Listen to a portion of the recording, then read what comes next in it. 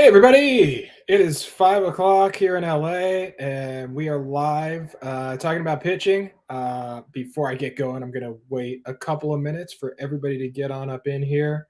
Um, and then we're going to jump into the intros of your pitches and what to do before you even start pitching. My name is Carlo Gonzales-Moss. I am the CEO and founder of MARANTY Media. We specialize in the art of the pitch.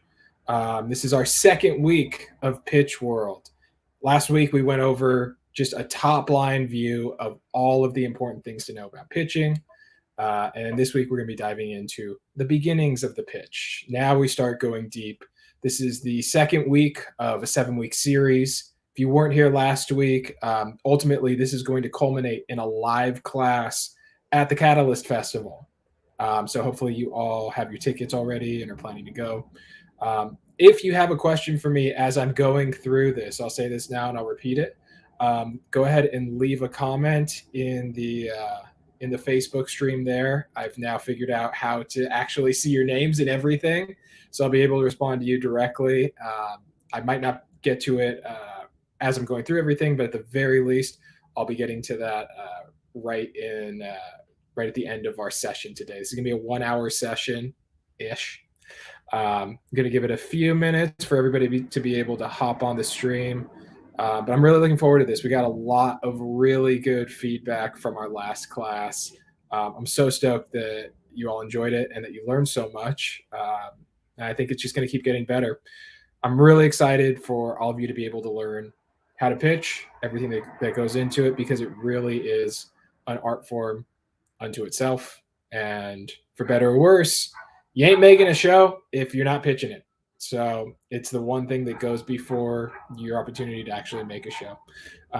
One of the analogies that I used last week was pitching is to writing as auditioning is to acting. So yeah, that's always how I looked at pitching. It's its own thing. You got to get good at it if you want to sell a show. Before we jump in, just to go over in case you weren't here last week, my background is both as a performer, writer, producer, and a studio executive. I kind of made my bones through the world of YouTube. Years and years ago, I had a show called Most Popular Girls in School. That was a stop motion animated show with cursing Barbies that ended up blowing up. And that allowed me to open up my own animation studio. By virtue of that, started selling shows, started producing other shows, then eventually got hired by the Russo brothers as a development executive. And for the last year, I've been running my own shop, teaching people how to pitch and also creating pitch decks, pitch materials for all kinds of creators, studios, networks, all that good stuff. So we'll go ahead and we'll jump into things. Before we get started, there's a couple of recommendations that I wanted to provide for y'all. If you are new to the world of pitching or if you are a seasoned pitcher, no matter what, I have 2 books to recommend to you that are fantastic, that aren't exclusively about pitching, but they're about the ins and outs of making a TV show and everything from the word go all the way up until the end of it. The first is, it's not that interesting to look at, but I'll also put it up here. It's The Office, The Untold Story of the Greatest Sitcom of the 2000s by Andy Green. I hate book jackets, so I always take them off. This is a fantastic book. It tells the entire story of how the American Office came to be and also includes the original genesis of the idea from Ricky Gervais and Stephen Merchant. It walks you through kind of what their pitch process was with the BBC, and we're going to be talking about it a little bit later in this session as well. So that's a fantastic read. It's a complete oral history from the beginning of the show all the way to the end. So it's really useful if you're trying to create a TV show. The other one that I will share is BoJack Horseman: The Art Before the Horse by Chris McDonnell. Both of these you can just buy on Amazon or wherever you get your books. This one is fantastic because not only does it walk you through the genesis of the idea, the pitch, it includes all of the original sketches of the character. It includes pitch materials. It includes emails back and forth with network executives. It's the best view I've seen into everything that goes into a network pitch. and how a show goes from an idea in somebody's head into an actual television program or, streaming program, whatever the reality is that we're living in now. So it's 5:05. Let's go ahead and jump in. One more time, if you have a question, if you have a comment, go ahead and leave a comment right in the Facebook player right there, and I'll be able to answer it as we're going through here. I'm actually going to be able to see your names this time, which is fantastic. So we are talking pre-pitch. The two things we'll be addressing today are your pre-pitch and the intro of your pitch. All right.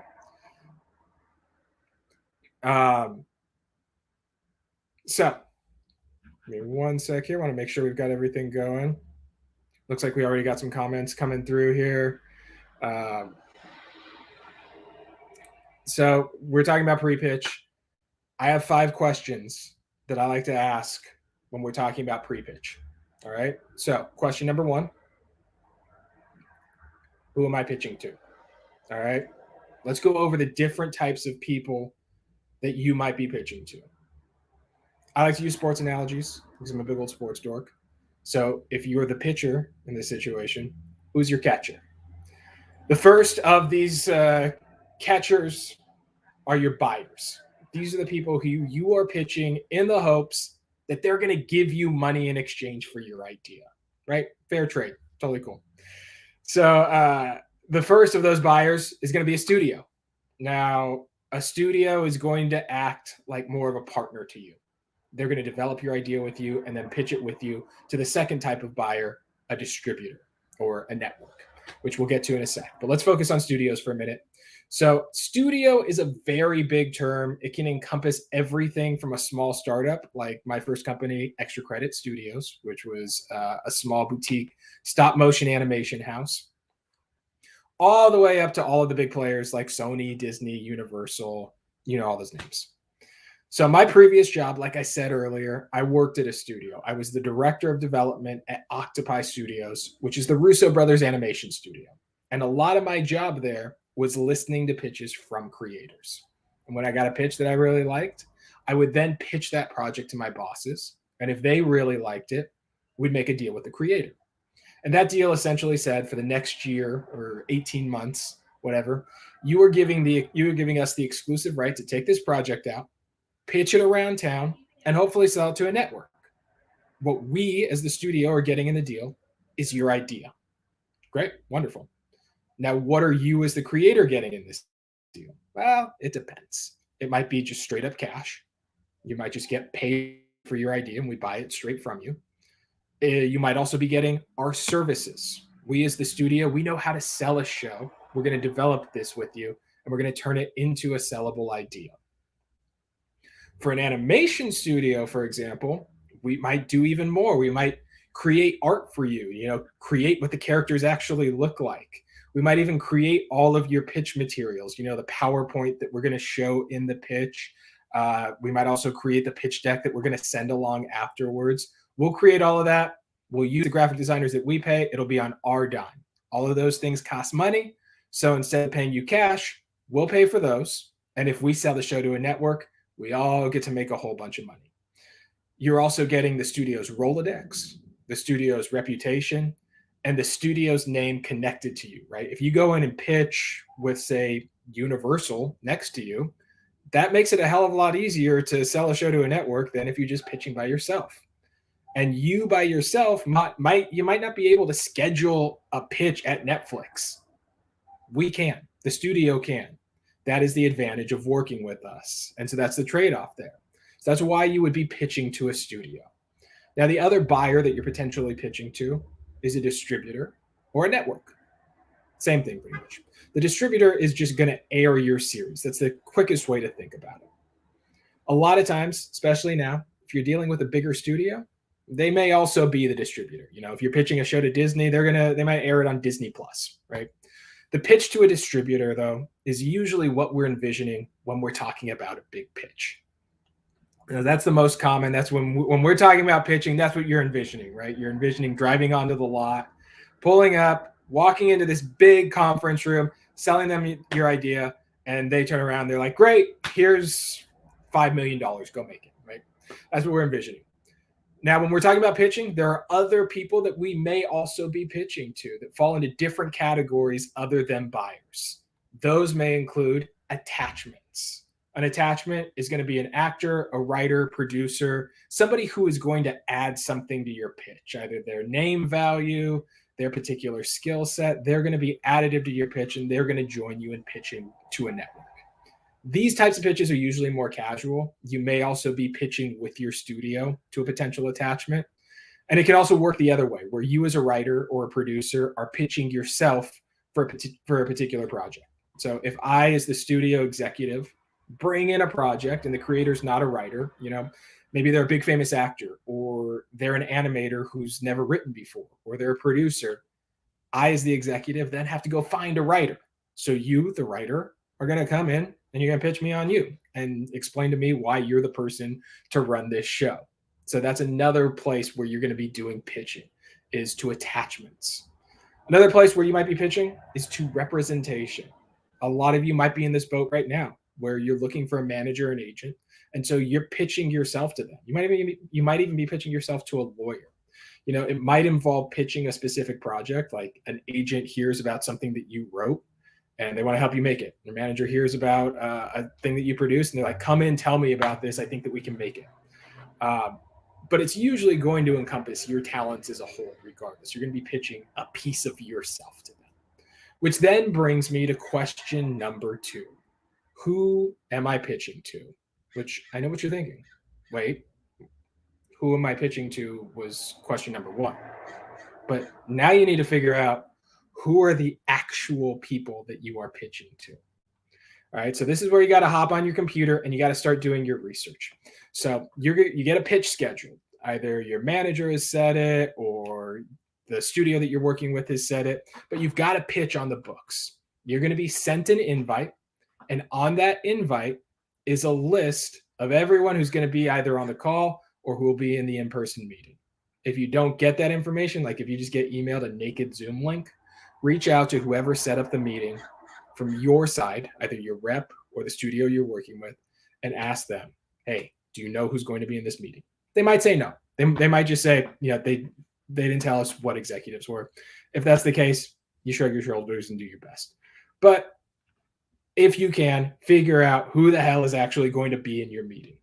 And if you're just starting out, I know this does not seem very important, but trust me, as you grow in this industry and you develop relationships, this type of knowledge will begin to really pay dividends. For me, I know that if I have a pitch at Fox, I'm going to be pitching Daniel Weidenfeld, who I've pitched a whole bunch of times before. And I know that he loves me. I know that I'm going to be walking into a really warm room, and I know how to tailor my pitch towards him and what he's looking for, as opposed to somebody else who walks into that pitch meeting completely cold, hoping for the best, not knowing who they're meeting with.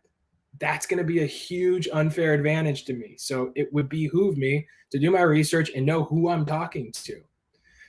So before every pitch I have, once I see who the attendees are, I do a few things.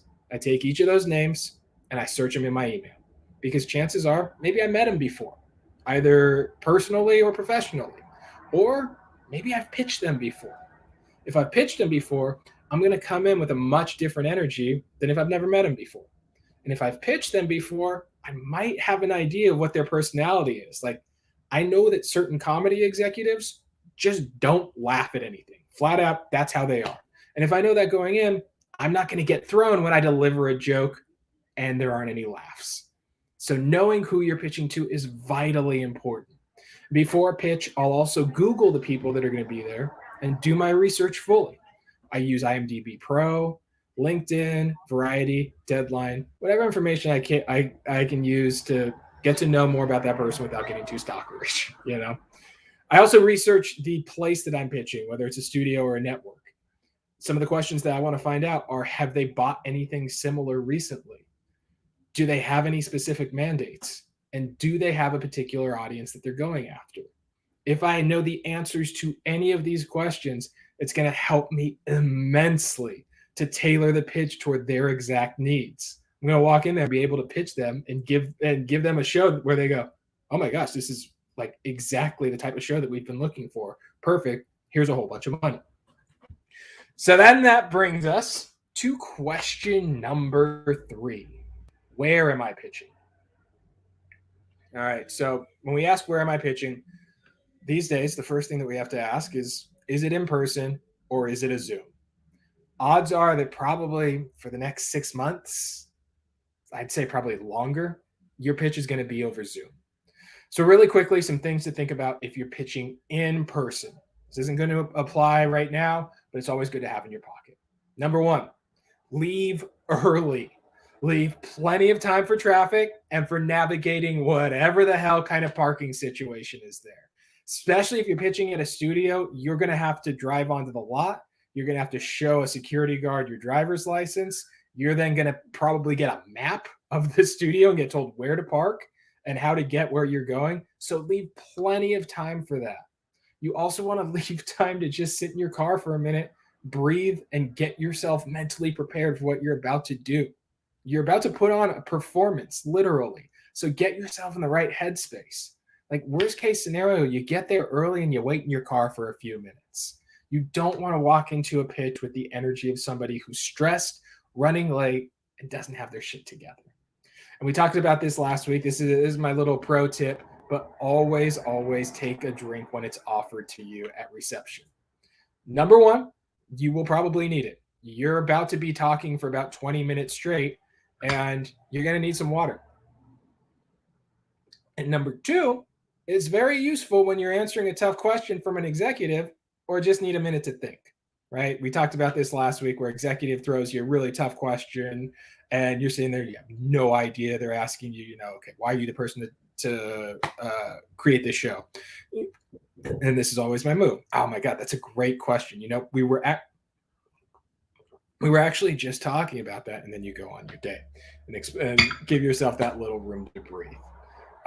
Another pro tip when you're actually pitching in person, and this is just, word of the wise, always make sure to get your parking validated, because oftentimes you're parking in buildings that are very expensive if you don't get validation. So just keep that in your back pocket and remember that. A few little tips for if you're pitching in person. Now, let's talk about pitching on Zoom, because that is what we are all going to be doing for quite a while. So when we're talking about pitching on Zoom, number 1, have some good, reliable internet. If you don't have good, reliable internet, pay for it.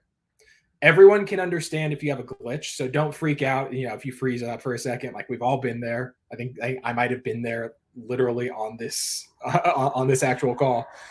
So that's understandable. We all glitch out. We've been dealing with this for more than a year now. Like, we know how it goes. But if you're cutting out every other sentence, then not only is it difficult to get your point across, but it doesn't reflect very well on you as a professional. Another thing, go somewhere quiet. We all know that there's nothing worse than being on Zoom with somebody who's got all kinds of background noise going on. They got construction out the window. There's a baby crying. There's a dog barking. And you're sitting there trying to listen to their pitch, and you're just getting half of it.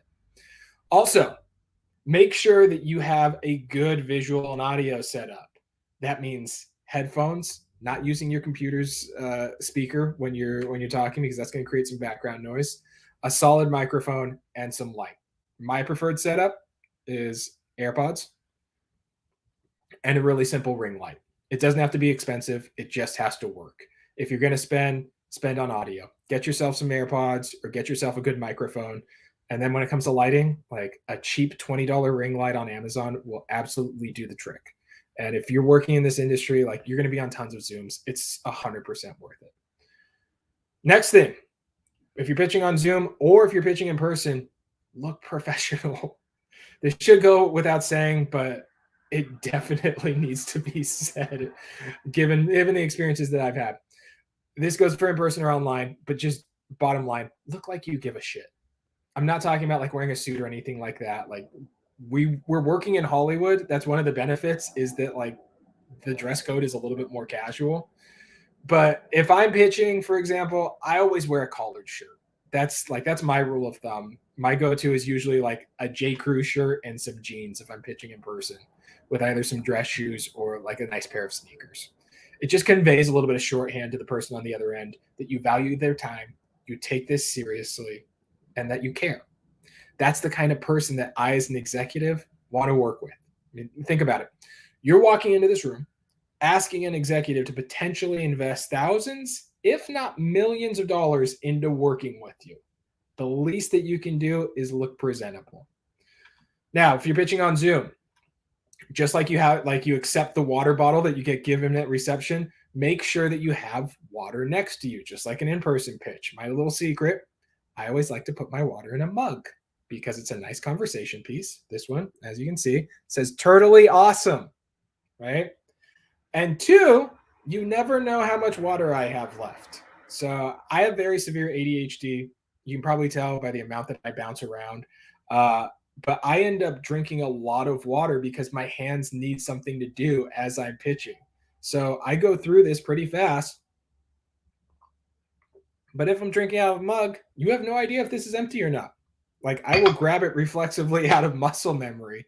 And if I grab an empty, clear glass and I start drinking out of, you're going to think that's pretty weird. But if I got a mug, nobody's the wiser. Next thing, if you're pitching on Zoom, make sure you have your link ahead of time. You should save it in a calendar with a reminder, not just sitting in your email. There is nothing worse than trying to search for a Zoom link at the last minute. I've done it way too many times. It is an awful feeling. I want you to walk into that pitch room, whether it's real or whether it's virtual, with the energy of a kid who studied for the test and is totally ready to ace it. Not the kid who spent all night cramming and is now running late because they fell asleep at 5 a.m. and just woke up. Another quick tip, put all of your devices on do not disturb. And if you can turn your phone off, turn it off completely. Not only is that ringing sound going to be distracting to people on the call, but even if you have, say, your phone on silent, if it starts popping up and you have iMessage on your computer, you're going to get thrown.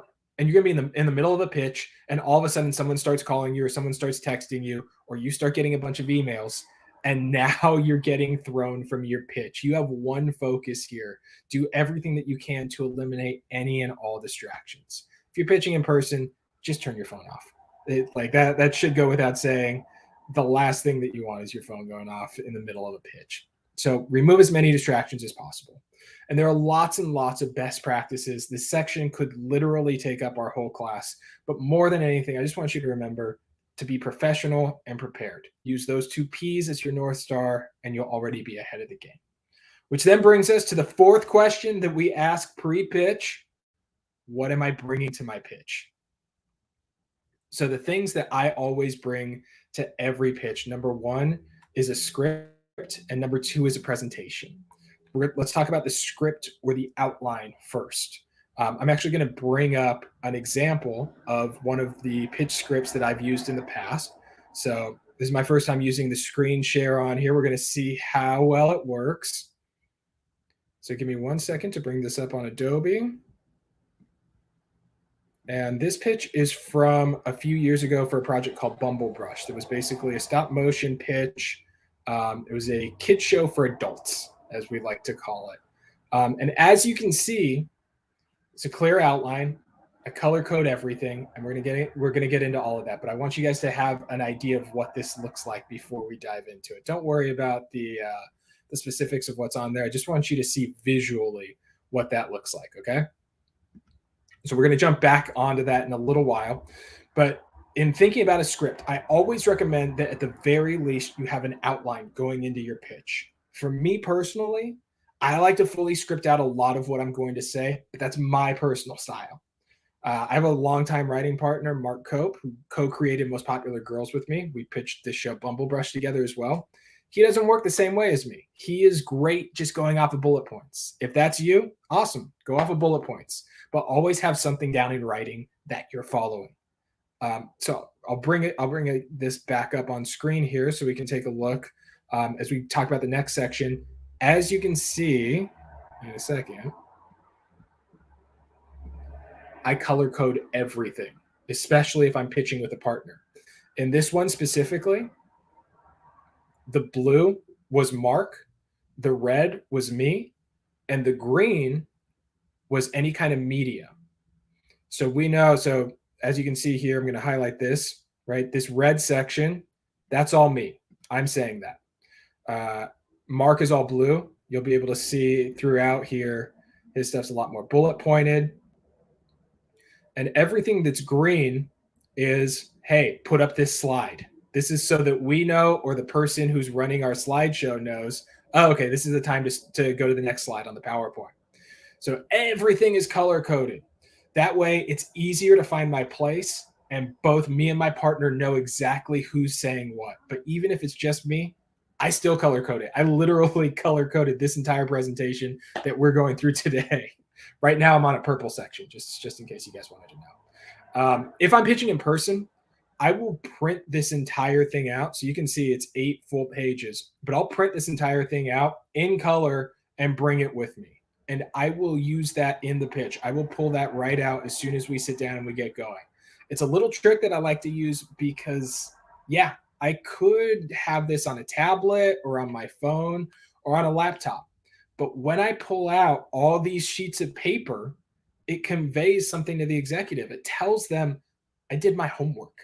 I value your time. And because your time is so valuable, I put in all this work to make sure that this experience is the best that it can be, because I don't want to waste your valuable time. And as an executive, that is the type of person that I want to work with.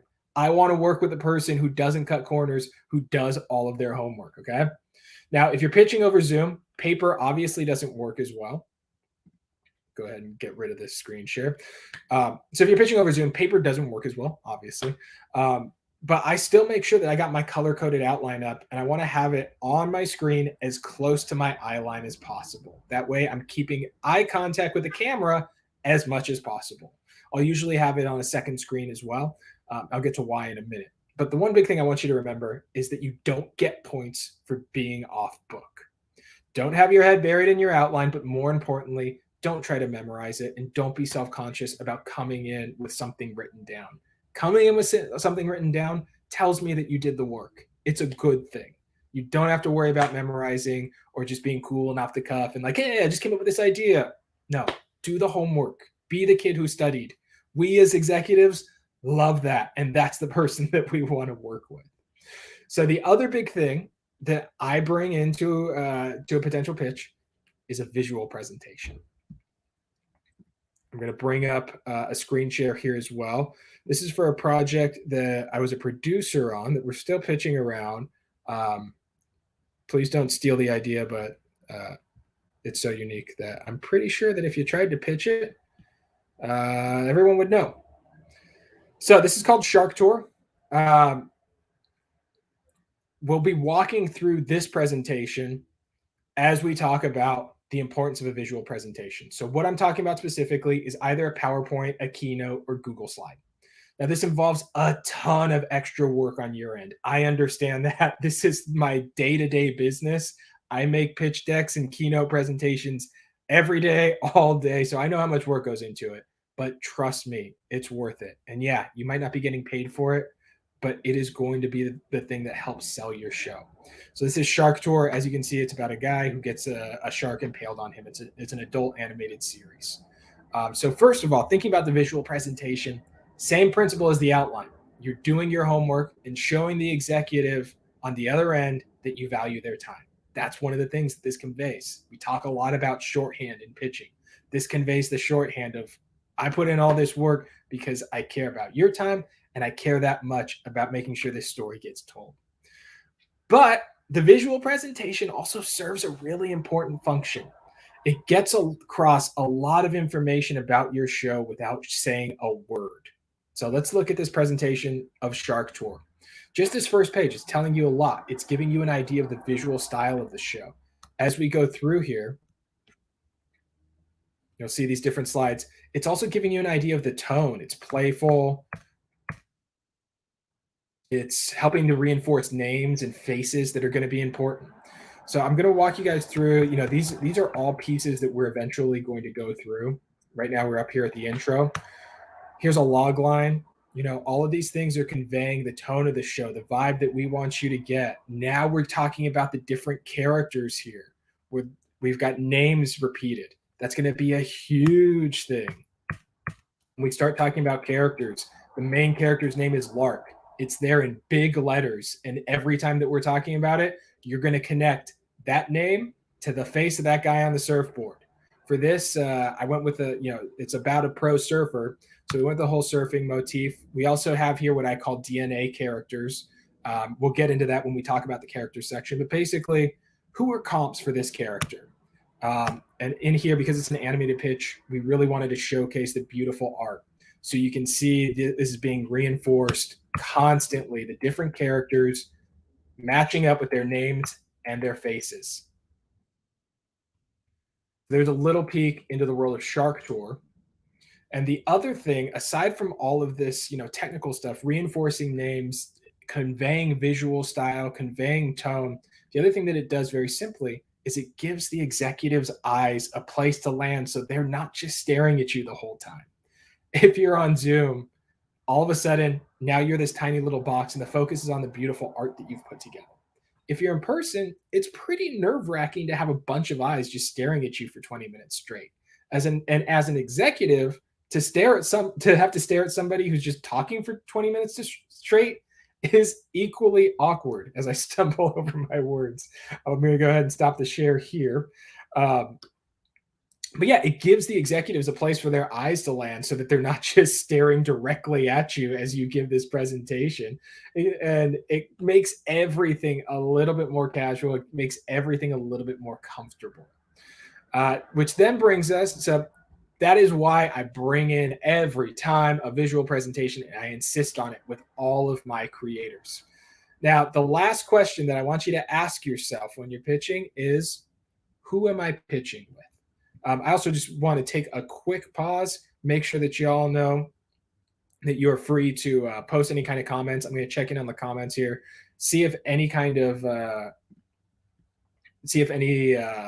additional comments came in, if any questions popped up, because I want to make sure that I am giving you guys all of the information that you need to know. And I know that I talk fast. I know that I go through all this material really quick.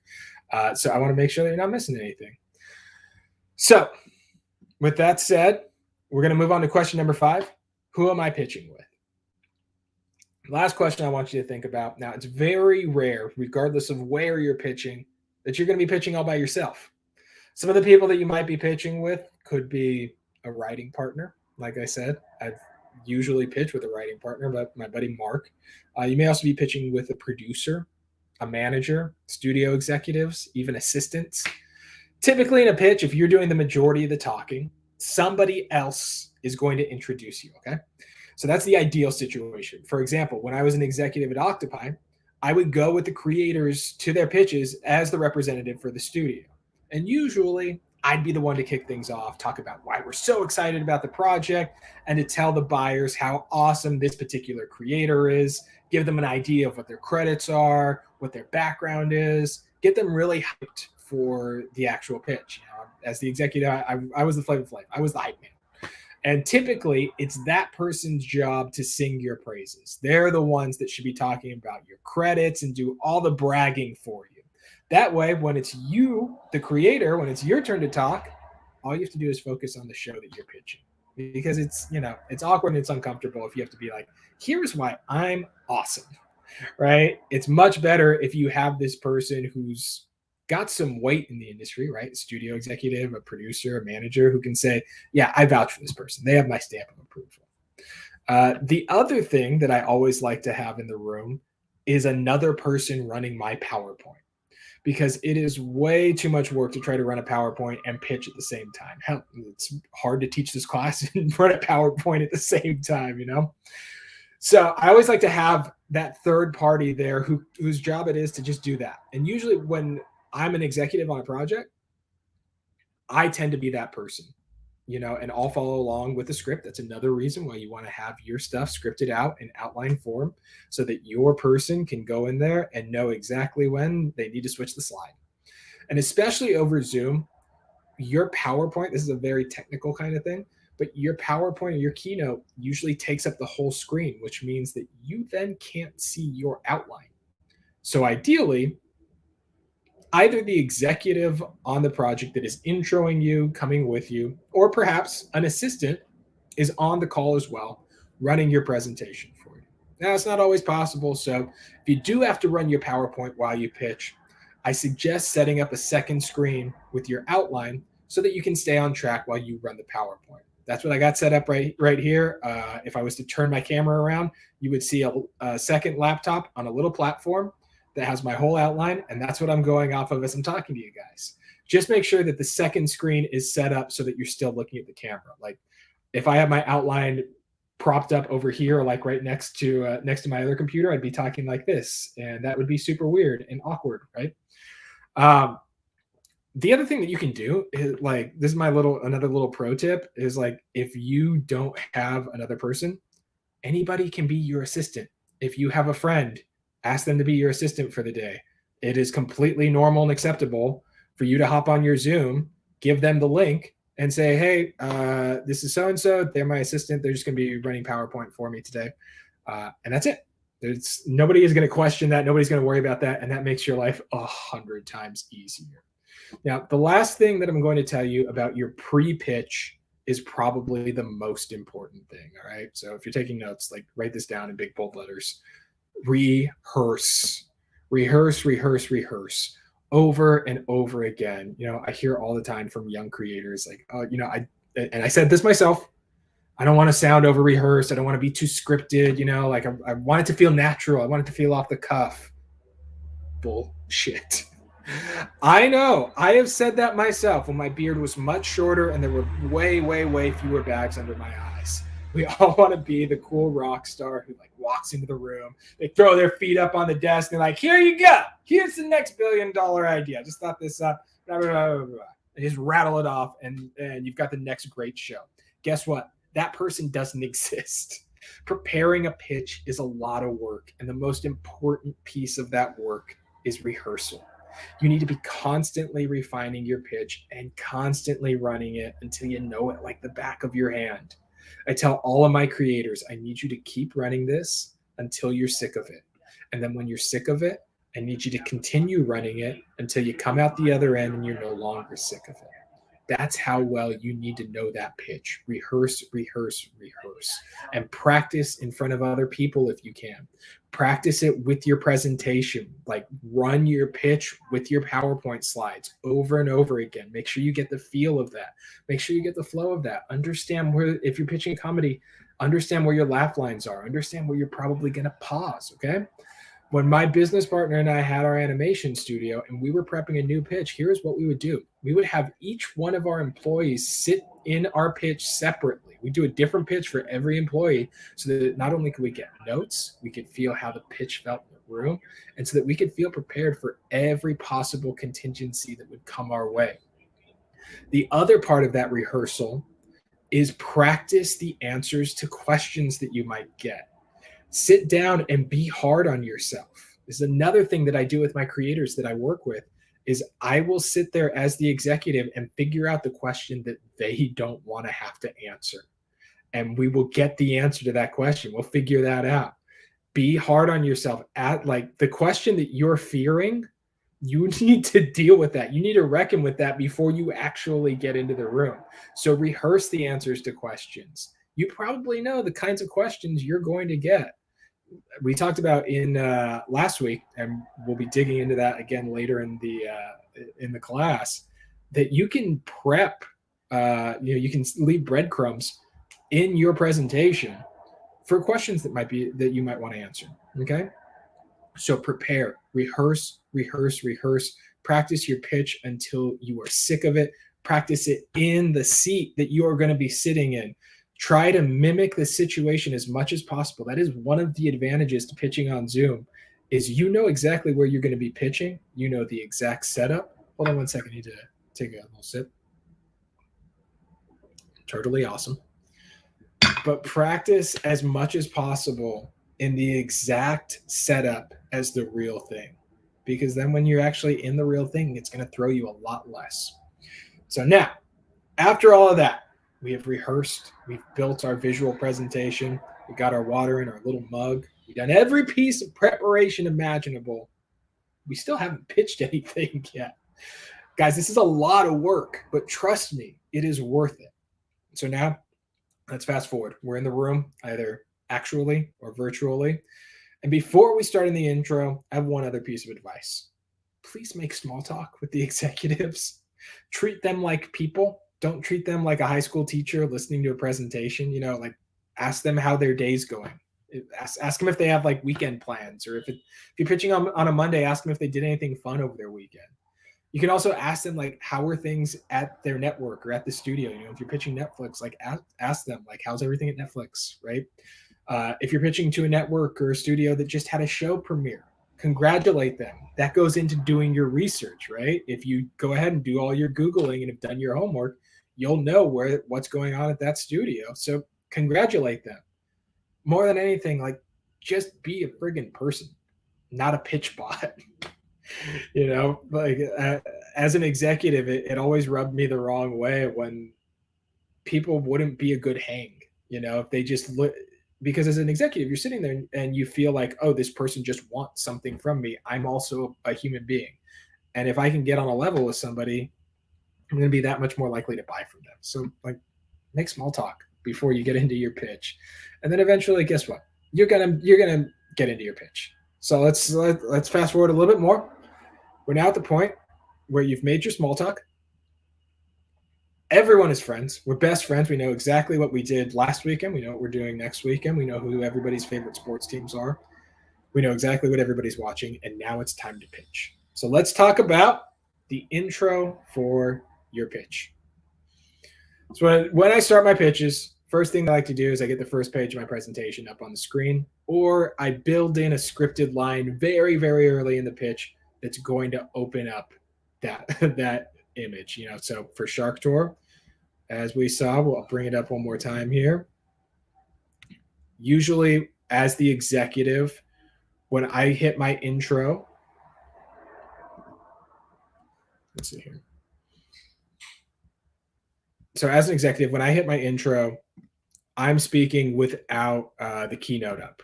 And then because I'm the person writing the PowerPoint, I'll do a little song and dance about like, oh, okay, now I'm going to bring up the intro. It gives my creators a little bit of time to get started. So the image that we're going to be looking at is our opening image, right? So technology will cooperate. There it is. So this is what's up on the screen while my creators are talking about how they came into the show. So the main focus of your intro, the meat of it, should be your personal way into this story. What does that mean? Your personal way into the story is, what's your connection to the show that you're about to sell me? I'm going to give you a few examples. Number one, a few years back, my writing partner, Mark, and I, we were pitching a stop motion show called Bumblebrush. The idea behind Bumblebrush was it's a kid's show for adults. You take all the ridiculous situations and setups that happen in a kid's show, but then you just treat it like it's real life, okay? And when we were pitching that show, the intro was all about how we developed this idea, this batshit crazy idea about like little forest animals dealing with the hardships of life. And the way that we got into that was we started talking about how Mark and I both, we were guys in our mid-30s, and we've been doing a lot of babysitting lately because Mark had a niece and I had a godson, and both of them were in preschool. And by babysitting, we of course mean watching TV with them. And as we were watching all these different TV shows with them, we both were marveling at how simple the writing was. It blew our minds. Now, this time in our lives, we're running our own animation studio, developing ideas for series, and we think to ourselves, hey, we could write one of these shows. Let's give it a shot. So we try writing a kid's show, and we kind of fell on our asses because we just couldn't wrap our heads around how you write something so simple. And no matter how hard we tried, we found ourselves just wanting terrible things to keep happening to these characters. I mean, we started asking ourselves, what if these sweet, naive characters who are so excited to go explore and find out how wonderful the world can be, went out and found out how terrifying the world actually is? What if instead of going out and having a fun, exciting adventure, they go on a horrific adventure that leaves them traumatized for the rest of their lives? On a kid's show, they might go and go explore a cave and find all kinds of buried treasure. But on our show, they would see that caves are where gross people like to hang out and do gross things. So they'd run into like a lot of syringes and possibly bodies. So that led us to create Bumblebrush, the world's first stop motion children's show that is definitely not at all for children. And at that point, the title slide comes up and we're into the show. I'll give you guys, just since we're talking about it, let me see if I can bring up the actual title screen for Bumblebrush. So here was the pitch outline. We've looked at that a little bit. Here's the pitch doc, and here's that first page that pops up as soon as we say the first stop motion show for kids that's actually meant for adults, right? So that's our personal way in, was this experience babysitting, trying to create a kid's show. And then what do you know? Well, we created a really screwed up kid's show. So the intro is your personal connection. Let me give you another example. We'll get rid of Bumblebrush here. Another great example taken directly from this book that I recommended earlier, The Office, Oral History. When Ricky Gervais and Stephen Merchant first pitched the British Office, it's a very simple pitch. They just based it on the observations that they made from years of working in offices. That was their personal connection to this story of like Ricky Gervais knew somebody who was essentially David Brent, or as we know in America, Michael Scott. And they created a show based on the hilarity of the minutia that takes place there every day. That's an easy personal connection right there.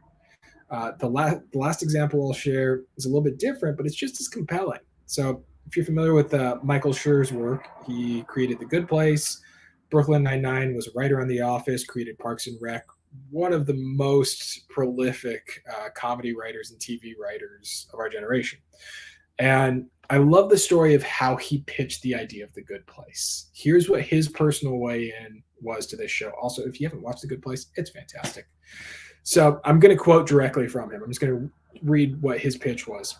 So he said, the starting point was literally driving in LA traffic. There's an intersection that I pass through a lot where I have to turn left, and it's a left-hand arrow, and it's like 3 seconds. It's one of the really fast ones. And when it gets to be a yellow light, people turn left around you, right? And my feeling was, we have all made an agreement, a tacit agreement, that 2 cars are allowed to do that.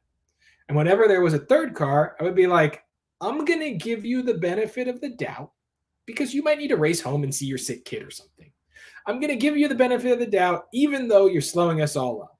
Now, when there's a 4th car, I lose my mind. I started thinking, if someone's keeping score, that's like negative 20 points. I just know it is. Because you're saying, my need to turn left trumps everyone else's need to either go right or go straight. It's selfish behavior, and I think it's wrong. So I started building the character of Eleanor out of that idea. When I pitched the character to Kristen Bell, I said, you, as Eleanor, are the driver of that 4th car. And if someone honks at you, you flip them off. That was the original perception. And the point system that I was talking about led to the idea of an omniscient system. Like we're all playing a video game that we don't know that we're playing. And someone's keeping score, and the 10 highest scores out of every 10,000 people get rewarded with their initials in the thing. That was the idea. And so that was how he pitched the idea of The Good Place. He made it tangible. I'm pretty sure that Michael Schur never had the personal experience of either going to heaven or going to hell, right? The Good Place is a very high concept show about heaven and hell, but he was able to connect the dots from a very real personal experience that he went through and that we all go through and translate that into an actual series. So what you want to do with your intro is you want to find the common ground that you share with the person that you're pitching to. And the way that you find that common ground is personal experience, right? When Mark and I were pitching Bumblebrush, I'll actually pull up the pitch document one more time so that you can see it. But we literally asked every executive that we pitched if they had kids. Like that was the first thing that we started talking about, because if they did, well, we knew that they had watched hours and hours of these terrible kids shows and knew exactly what they were talking about. So if you look on this outline first line, it's blue because it's Mark's. Do you guys have kids? I don't have any kids of my own, but I have a 3-year-old niece. And then I come in and I say, and I've got 2 godsons who are 2 and 4. And so both of us have been doing a lot of babysitting over the last few years. And then we start talking about our experiences babysitting. And Mark gets really specific, right? He's got a joke in here. talking about watching TV with preschool age children because they won't catch up on Billions. So they end up watching a show called Octonauts, which is an actual show. That was his niece's favorite show. And at that point, we bring up a slide that is literally a screen grab from Octonauts. So we get really specific with this personal experience. And we talk directly to that personal experience. We want to find that common ground that we share with the executive. And the way to that common ground is personal experience. And when you do that, the big thing that you're doing is you're answering the question of why you. Why are you the person that is singularly equipped to tell this story and no one else? A good intro that's rooted in personal experience answers that question beyond a shadow of a doubt. Remember that. Why you? And then answer it. And the reason why we need to answer that question is that the executive that you're pitching to is in all likelihood not the ultimate decision maker at their company, which means that when you're done, that executive then needs to go and pitch your show to their boss, assuming that they like it. You're taking this class, they're going to like your pitch, trust me. And when you give them that personal way into the story, you're making their job easier. You're equipping them in the best way possible to sell that show to their boss, who is then going to sign the big check that's going to put that show on the air. That personal connection, it's compelling, it's sellable, and it's easy to remember. So when we're thinking about the intro, the other thing that I want you to remember is connective tissue. That's the other thing that we have to talk about here. It's a term that we're going to be using over and over again throughout this course. Connective tissue in a pitch is the single transitional sentence or paragraph that gets you from one section to the next seamlessly. It's the difference between a rigid, awkward pitch that feels like a bad book report in 10th grade English versus an elegant, natural presentation that's delivered by a professional. The connective tissue here takes you from the intro, your personal connection, directly into the show that you're selling without missing a beat. In the Bumblebrush example, it's these two sentences. What if instead of having a fun, exciting adventure, they go on a horrific adventure that leaves them traumatized for the rest of their lives? So that led us to create Bumblebrush, the world's first stop-motion children's show that is definitely not at all for children. That's the connective tissue that links your intro to the rest of your pitch. It takes your personal experience, and then here's the show, and it marries them together. And connective tissue, like I said, is something that we are going to be going over in all facets throughout this course, because not only does it link your intro to your series overview and the rest of your show, it also connects each character to each other. It's how you get from characters into episodes, into seasons, and then bring it all through the end seamlessly. So, a little bit of a recap. That is the extent of your pre-pitch and your intro. But if you forgot, let's go through it real quick. Here are the two books that you need to go buy and read before next class. It's only like 1,500 pages or something. I'm joking. But The Office, The Untold Story of the Greatest Sitcom of the 2000s by Andy Green, and BoJack Horseman, The Art Before the Horse by Chris McDonald. To recap what we talked about pre-pitch and our 5 questions. Question number 1, who am I pitching to? Question number 2, who am I pitching to? They're the exact same question, but they mean vastly different things. Question number 1 is, am I pitching to a buyer? Am I pitching to a network, a studio? Am I pitching to an attachment, a producer, a writer, an actor? Or am I possibly pitching to a possible representation? We also talked about your visual presentation. We also talked about where am I pitching? We talked about differences between pitching on Zoom and in person, right? We talked about all of the little ins and outs and being prepared and professional, those 2 Ps. That's a big thing when we talk about where am I pitching. We talked about not being late, not creating stressful situations that are going to end up being an Achilles heel for you. Also, I just want to throw this out as well. While I'm going through this recap, we've got about 5 minutes left. If you have any questions about anything that we talked about today, please feel free to leave them in the comments section wherever you're watching this, wherever you're streaming it, either on Facebook or on YouTube, and we'll dig into them. But 1 second here, making sure that I'm hitting all those questions. Okay, so we were talking about where am I pitching, and we were talking about the differences between pitching on Zoom and in person, not creating stressful situations for yourself, right? Making sure that you are as stress free and as prepared as possible. Walk in with the energy of somebody who studied for the test, not the kid who spent all night cramming. Question number 4, what am I bringing to my pitch? We talked about 2 things. We talked about your visual presentation and your script or outline, right? And question number 5 that we talked about, who am I pitching with? It's a very important thing, and it's whether it's pitching with a partner, whether you have executives with you, producers with you, or even just an assistant you're bringing along so that you have somebody else to run your PowerPoint. Then we went into the intro. We talked about how the intro is your personal connection, your personal way in, and what it does specifically. And I know a lot of times like we think, oh, well, I just kind of came up with this idea because I thought it was interesting or I thought it was funny. You can reverse engineer an intro. You can reverse engineer a personal connection. You know, maybe in your head at first blush, you just came up with the idea, but how did you come up with the idea? Walk us through that process. Walk us through how this idea dawned on you. And the reason why we do it, we talked about how this gives the executive that you're pitching to the the ammunition that they need to go and pitch to their boss and how they sell your show to their boss. It's easy to remember and it's absolutely compelling. And then the last thing that we talked about in that intro was finding that connective tissue, right? The connective tissue is the thing that links your intro to your actual pitch, right? It links your intro seamlessly into everything else. It's going to go directly into your series overview, which we're going to talk on next, which we're going to talk about next week. And it does it like just beautifully and elegantly in such a professional way that the person on the other end is going like, this is the type of person that I want to work with. Feel free to drop your questions here. The other thing that I want to throw out to all of you, whether you are watching this live or you're watching it on replay, if you have more questions about pitching, I offer pitch coaching.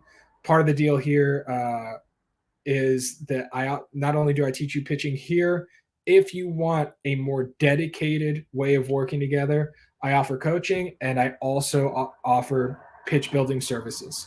It looks like somebody just missed the first part of the class and they asked, what are the titles of the book? The 2 books that I recommended to y'all was The Office, The Untold Story of the Greatest Sitcom of the 2000s by Andy Green. Without a jacket, it looks like this. The actual jacketed cover is a picture of a stapler and Jell-O. It's an oral history of The Office and specifically talks about Ricky Gervais and Stephen Merchant coming up with the original idea and how they pitched it to the BBC. And then the book is BoJack Horseman, The Art Before the Horse by Chris McDonald. It's a fantastic book that walks through everything that they went through creating BoJack, including emails back and forth with executives, including original pitch materials, cover art, like all that kind of great stuff. It's awesome. So those are the 2 books. And I believe the other question was, what is question number 2? So question number 1 is, who am I pitching to? Question number 2 is, who am I pitching to? Question number 1 is, what category is the person that I'm pitching to, right? Buyer, representative. Question number 2, who am I pitching to specifically? Figure out who the people are in that meeting and do your research. Have you pitched to them before? Have you encountered them personally or professionally? Do you know them? And then also do your research on what are the other things that network is producing. Has this person been at the network for a long time? Dig in, do your Googling, do your research. So before I go, I wanted to mention to y'all, I have a special deal going on. I do pitch coaching. You can either buy a single session or a full package. If you go to MARANTY.com, that is the name of my company, Maranty Media. If you enter the promo code Catalyst, your first class is completely 100% free. This is what I love to do. So if you have a specific pitch that you're working on and you want coaching, take advantage of that. And I would love to work with each and every one of you. If you have other questions that I did not answer, feel free to leave them on this on Facebook or YouTube, wherever you're watching it. Leave it in the comments section. I will look at it throughout the week, and we will start next week off by addressing any questions that y'all have. Next week, the two things we're going to be focusing on, number one is the series overview, which is basically your top line. You're going to get out your log line and the basics that your buyer needs to know for your show. And then the other thing is we're going to start looking at characters. I doubt that we'll get through characters completely because it is the biggest section of them all. But we're going to start there, start talking about it. So, with that being said, we're at an hour. Thank you all so much. Please reach out to me either on social media or go to MARANTY.com. Shoot me an email there. Happy to answer any and all of your questions. And I look forward to continuing this and seeing as many of you as possible in Minnesota at the actual Catalyst Festival. Have a great rest of your week. I will talk to you later. Bye.